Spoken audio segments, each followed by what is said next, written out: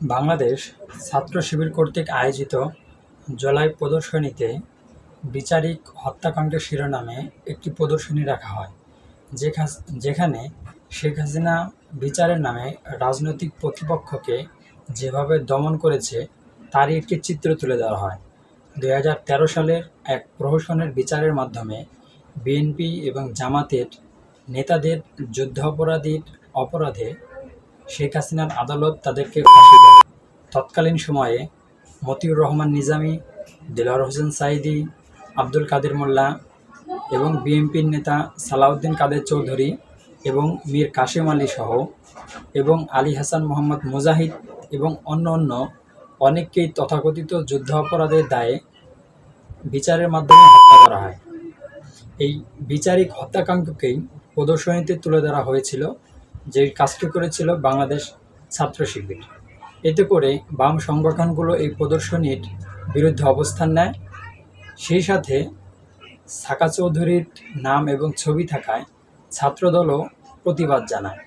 এই বিষয়টা হচ্ছে এমন যে জামাত নেতাদের সাথে কেন সাকা চৌধুরীর ছবি তুলে ধরা হলো, এবং যুদ্ধ অপরাধীদের নাম প্রদর্শনীতে আপত্তি করেছিল বাম সংগঠনগুলো। বিএনপি জামাতের নেতাদেরকে হাসিনার আদালত রাজাকার ট্যাগ দিয়ে 2013 সালে ফাঁসি দিয়ে হত্যা করে। এখন যদি আপনি বলেন হাসিনার আদালতে যাদেরকে যুদ্ধ অপরাধী হিসেবে চিহ্নিত করেছে তারাই প্রকৃত যুদ্ধ অপরাধী, তাহলে আপনি নিজের ফাঁদে নিজেই পড়বেন। হাসিনার আদালতের প্রতি আপনার যদি এতই আস্থা থাকে, সেই ক্ষেত্রে শহীদ জিয়াউর রহমান মুক্তিযোদ্ধা না, বা বীরুত্তম খেতাবপ্রাপ্ত মুক্তিযোদ্ধা না, এবার হচ্ছে বেগম জিয়া এতিমের টাকা আত্মসাৎকারী, তারেক রহমান দুর্নীতিগ্রস্ত, এগুলো আপনাকে হাসিনার আদালত মোতাবেক বিশ্বাস করে নিতে হবে। অথচ এগুলো সম্পূর্ণ মন গড়া এবং বানোয়াট।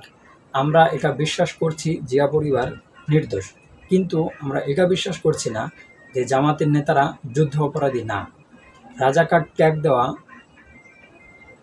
সেই রাজনীতিতেই আমাদেরকে আবার ফিরিয়ে নিয়ে যাওয়া হচ্ছে।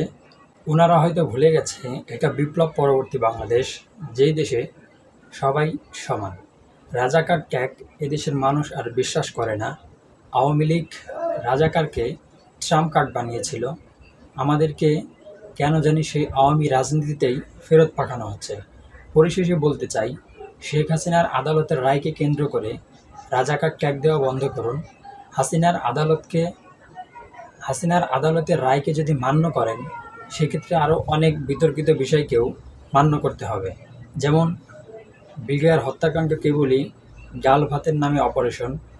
শাপলা চত্বরে 2013 সালে আওয়ামী লীগ তেমন কিছুই করেনি। 2014, 18 এবং 24 সালের নির্বাচন সুষ্ঠু হয়েছে। এছাড়াও আরও অনেক বিষয় আছে যেগুলো হাসিনার আদালত মোতাবেক আপনাকে মেনে নিতে হবে।